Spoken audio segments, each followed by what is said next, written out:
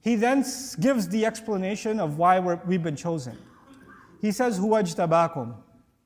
The easy translation of "Huwa ijtabakum" is, in fact, He's the one. He has selected you. He has chosen you.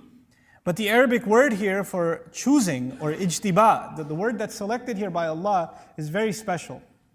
If you say the word ikhtiyar, which is also a word for choice, then it comes from the word khair, meaning you prefer something or you make a better choice. That's ikhtiyar. You can say istafa or istifa in the Arabic language, which comes from safwa, purity.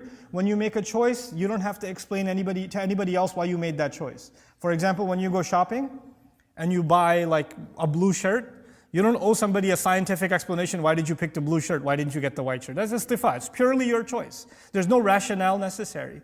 But when you say ijtiba, which is the word Allah chose here, when He described that He chose you and me to be Muslim, that word actually comes from jabu.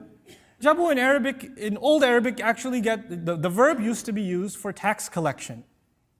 Back in the day, the people who made enough money owed taxes.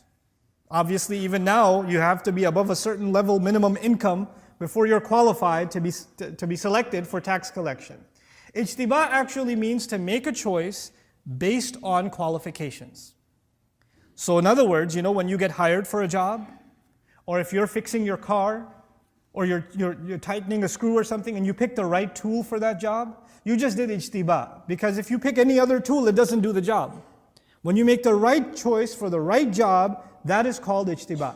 In other words, what I'm trying to tell you and what I'm trying to remind myself of is that when Allah honored you and me to be Muslim, the fact that you and I say La ilaha illallah, the fact that you and I have the gift of saying Muhammadur Rasulullah sallallahu alayhi wasallam is actually a very precise choice from Allah of you and me.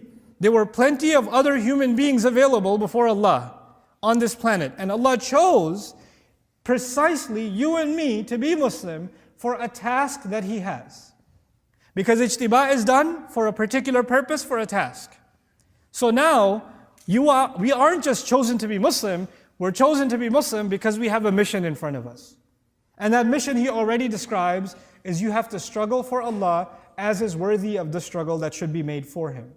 Huwa ijtabakum wama, and then he adds finally, now that I realize I've been chosen, even though I've been chosen, I'm still thinking this is too hard of a job.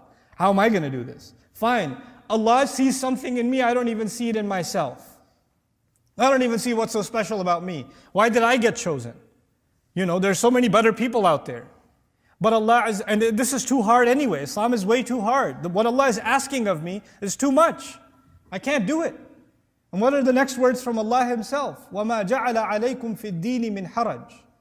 He did not place for you in the religion any difficulty, any discomfort, any tightness whatsoever.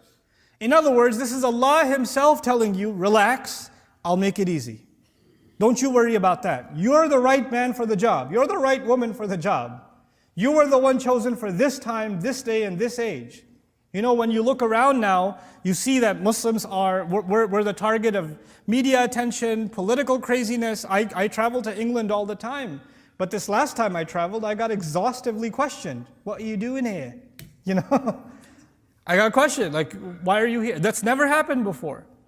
So things are becoming tougher and tougher for Muslims. They are, in many, many ways. But that's okay. You know what? Allah chose you and me to be born in this generation, in this day and age, knowing full well these are the trials we're going to have. And the best people qualified to struggle in these trials are the Muslims alive today. That's the choice of Allah. That's why you and I are taking a breath right now. If we didn't have a purpose for us, because He only creates for purpose. خَلَقَ السَّمَاوَاتِ وَالْأَرْضَ بِالْحَقِّ وَصَوَّرَكُمْ. He created the skies and the earth with precise purpose and molded you. So He molded you and me and put us in this position because we have a purpose to serve.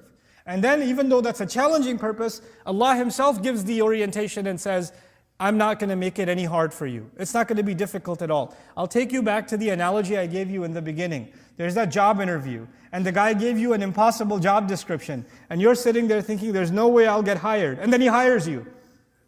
And your first thought is, I'm not qualified. And he says, relax, I know what I'm doing. I've been hiring for a long time. I see something in you. Even if you don't think you know, you'll learn pretty quickly. I know talent when I see it. So he's encouraging you and he's acknowledging you in a way that you didn't even think you saw in yourself. The other thing that's happening here is every Muslim is supposed to see value in themselves. No believer can think that they're useless before Allah, that they're pointless, that they're meaningless before Allah. They're worthless. They are worthy of Allah. They're worthy because Allah made a special choice of them. A special choice of them.